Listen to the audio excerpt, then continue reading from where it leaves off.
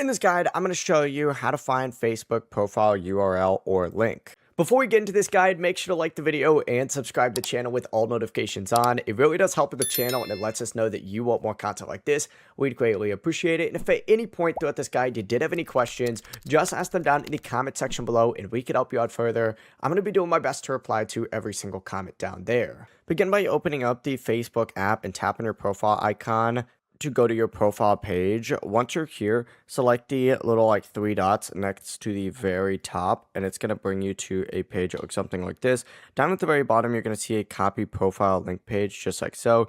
Hit copy. It's then going to be copied to your clipboard, and then you could paste that into a message, another social media profile, or any else that you want to share it.